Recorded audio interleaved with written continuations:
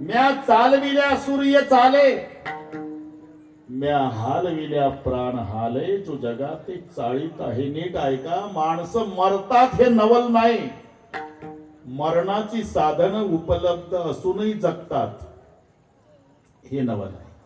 मरायला काय लागतं? प्रत्येकाच्या देहाला नव छिद्र आहे, नवद्वारे पुरे देही. कानोबा तुझी घोंगडी चांगली, आमासी का दिली वांगुली रे. नव ठाया फाटून गेली, शरीर नव छिद्राचं आहे. मग कोण्यातरी एका छिद्रातून प्राणवायूचं जाणं नाना हे नवल नाही. एखादं घर बांधलं, 9 खिडक्या ठेवल्या घराला, खिडक्याला दारं बसवली नाही, आणि सकाळी सकाळी पत्रकार मंडळी इकडे आला. मुळे साहेब बोला, एक आश्चर्यकारक बातमी द्यायची पेपरला. बसा, चहा घ्या. घेतला. सांग काय? मी बंगला बांधला. नाव काय? रामाजी गोमाजी कापसे. हे खरं नसते बरं का, पटवून देण्याकरता. वय काय? 65. व्यवसाय शेतीचा. किती हजार स्क्वेअर फूट? 5,500 स्क्वेअर फूटचा बंगला बांधला साहेब. हा ठीक आहे, पुढे बोला. मी घराला 9 खिडक्या ठेवल्या. घराला 9 खिडक्या लिहिल्या. बोल पुढचं. खिडक्याला दारं नाही बसवली साहेब. तू शनी शिंगणापूरचा का रे? नाही, इकडचाच आहे. मग दारं का नाही बसवली? मुद्दाम नाही बसवली. बरं ठीक आहे, काय नवल काय घडलं? नवल, काल वारा आला आणि गेला खिडक्यातून. फुकट चहा प्यायला उठ. अरे खिडक्याला दारं नसल्यानंतर वारा जाणारच. हे काही पेपरला नाही गोष्ट आहे का? तसं प्रत्येकाच्या देहाला 9 खिडक्या आहे. कोण्यातरी एका छिद्रातून प्राणवायू जातो नाना हे नवल नाही. 9 छिद्र असूनही 90 वर्षे प्राणवायू टिकतो हे नवल आहे. त्याला म्हणतात समर्थ. म्या हालविल्या तुझी ये सत्तेने मेराची बोले, बाबा तुझी ये सत्तेने मेराची बोले.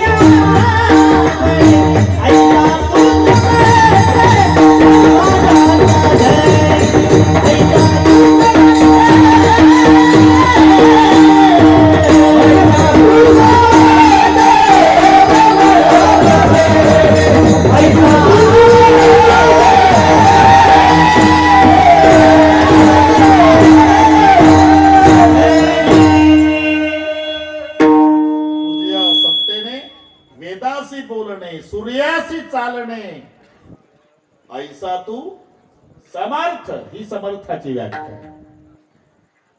पर्वती बैसकान सांडावी, समुद्री रेखा नोलांडावी, पृथ्वीया भूते वहावी, हे आज्ञा माझी. जर पर्वतानं ठरवलं नानाचा वाढदिवस आहे म्हणे, आपणही चक्कर माराव, कीर्तन होईल का थालीपीठ सर्वांचं? तो जाग्यावरून उठत नाही, त्याला म्हणतात समर्थ. आज्ञा माझी. समुद्र रेखा नोलांडावी, नाही तर समुद्रानं विचार केला, जर लोणावळ्यापर्यंत फिरायला आला तर सगळ्या मुंबईला दिलं माधू. रेखा नोलांडावी, पर्वती बैसकानं सांडावी, पृथ्वीया भूते वहावी, वायूने नाव भरी उगे नसावे. हा वायू आहे ना, यानं जर म्हटलं नाना आपण एक दिवस तरी लोक शकन सॅटरडे रविवार न बकरी ईद 15 ऑगस्ट आपण एक 5 मिनिट तरी विश्रांती घ्यावी. काय होईल? सगळ्यांनाच विश्रांती मिळेल जर वारा थांबला तर. वायूने नाव भरी, हे सगळे जे चालतंय तुझी या सत्तेने, याला म्हणतात समर्थ. एक दुसरी व्याख्या समर्थाची आहे. समर्थाचे घरी सकळ संपदा हे प्रमाण आहेच, पण समर्थाकडे जर जेवण असेल तर तळील्या वरिल्या एकची पक्वान नाही. आपल्या भाषेत सांगतो, गाईच्या गोठ्यात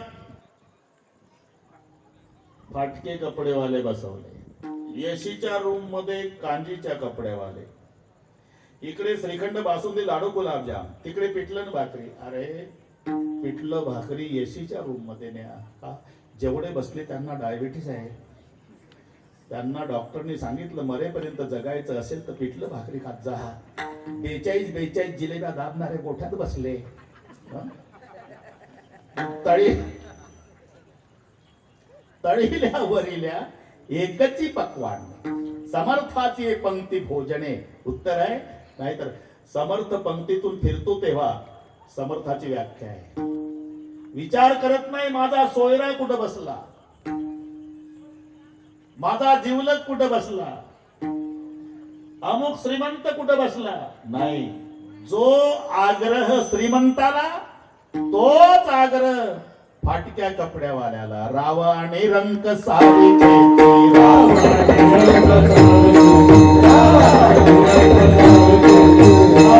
सोयरा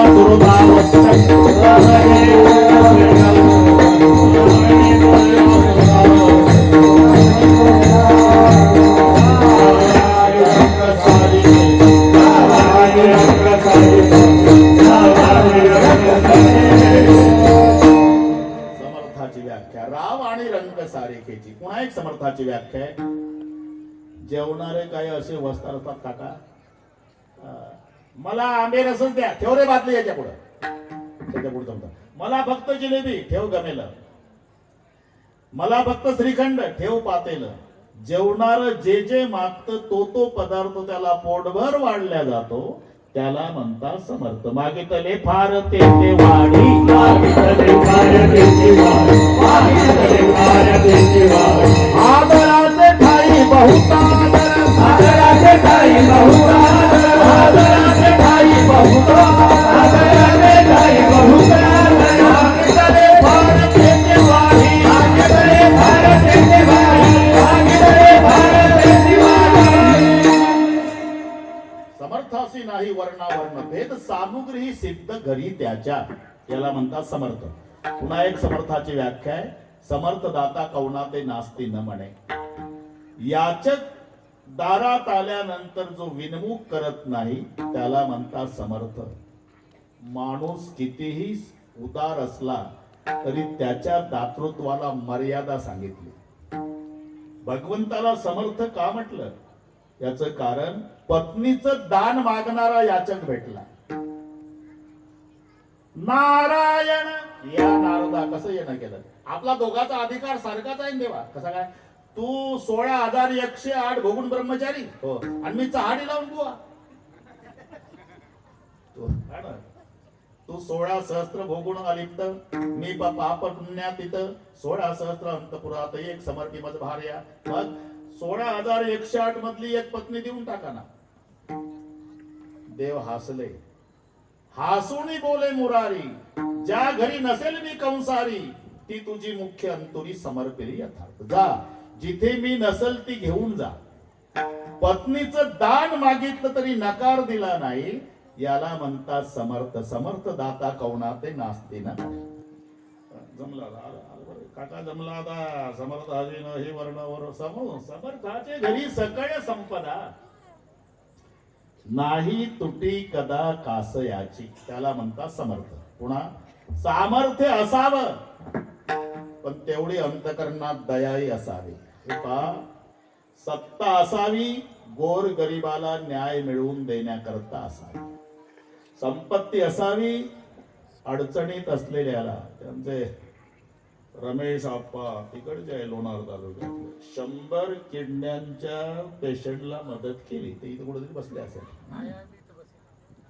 बसले का? मला वाटलं तिकडेच आहे तुम्ही. ठीक आहे. संपत्ती असावी पण अशा कामासाठी त्याचा विनियोग व्हावा. तारुण्य असावं, चालता चालता ढकलून आजोबाला खाली पाडण्यासाठी तारुण्य नसावं.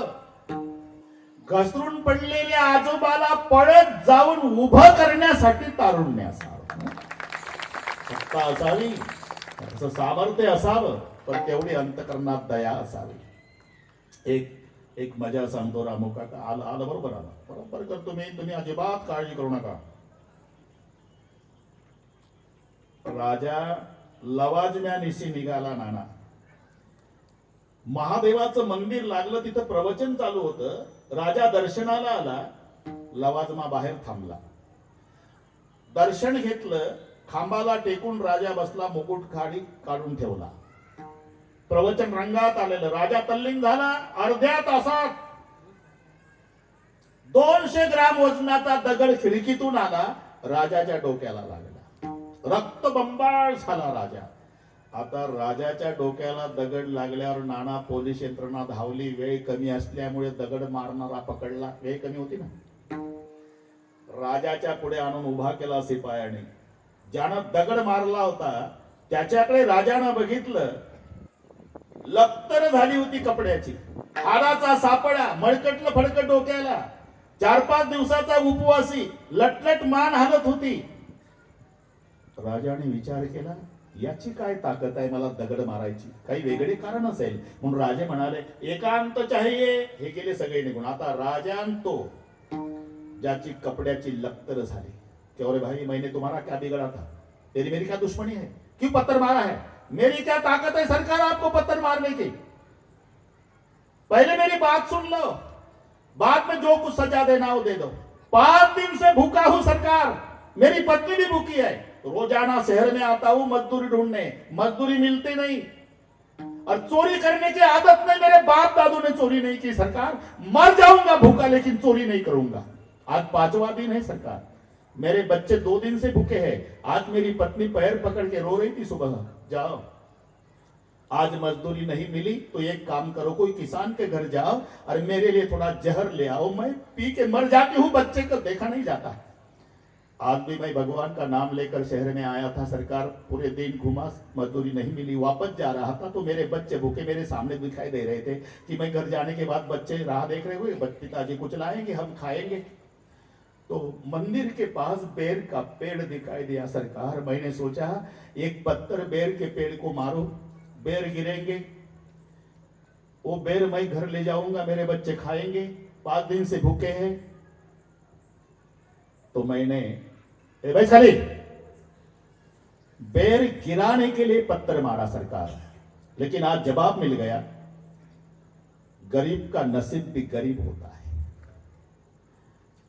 बेर के पेड़ को मारा हुआ पत्थर आपके सर को लगा सरकार, अगर आप मेरा सर काट डालोगे तो बच्चे और पत्नी रो रो के मर जाएंगे सरकार, गरीब पर दया करो. हे ऐकता ऐकता नाना राजा ढसा ढसा रडला. प्रधानजीला बोलून घेतलं. प्रधान जी, ऐसे सज्जन लोग चाहिए मेरे दरबार में.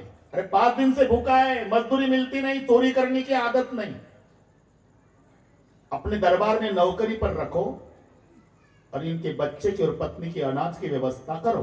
प्रधान जी म्हणाले, ठीक आहे सरकार, पण एक विचारू, काय दगड मारणाऱ्याला नोकरी, हे जर राज्यात जाहीर झालं, प्रधानाचं डोकं, तर ज्याला ज्याला नोकऱ्या ते दगड हाणतील तुम्हाला. प्रधानजी, माझा एक प्रश्न आहे तुम्हाला, यानं मारलेला दगड जर बोराच्या झाडाला लागला असता तर याला 10-5 बोरं मिळाली असती, आणि तो दगड माझ्या डोक्याला लागला तर याला फाशी देऊ. अरे चंद्र सूर्य असेपर्यंत दगड झाडाच्या खालच्या दर्जाचा राजा समजतील मला. मग याच्या मुलाबाळाच्या जेवणाची व्यवस्था करा आणि याला दरबारात नोकरीवर ठेवा. याला म्हणतात बहुवाव पोटी समर्था.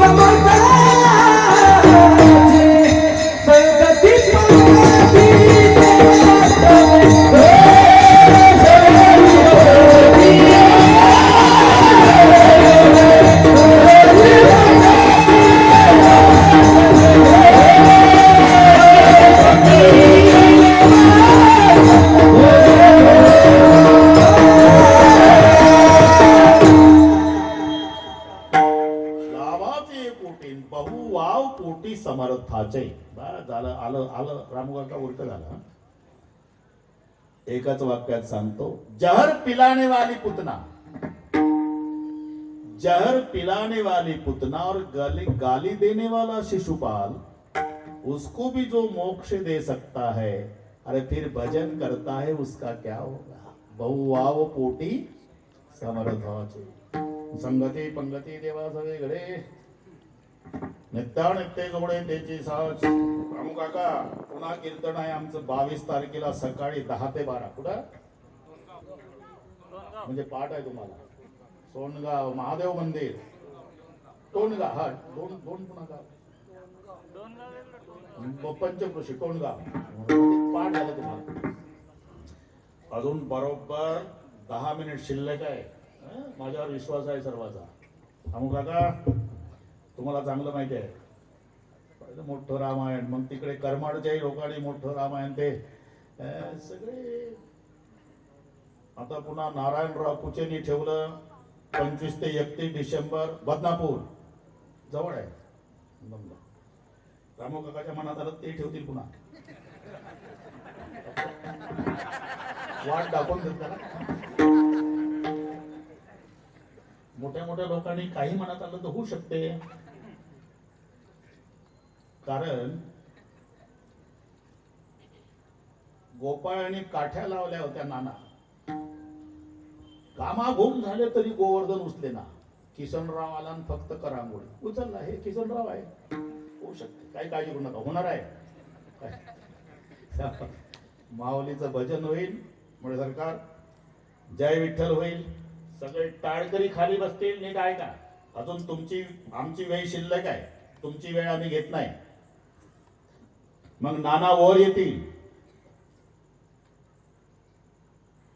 शंकर भाऊ येतील, रामू काका येतील, 5-7 VIP वर येतील. नानाचा सन्मान झाला का? व्हायचा आहे, व्हायचा आहे. हा, तो सन्मान होईल आणि त्या सन्मानाला नाना उत्तर देतील आणि मग 10 वाजलेले असतील. ज्ञानेश्वर माऊली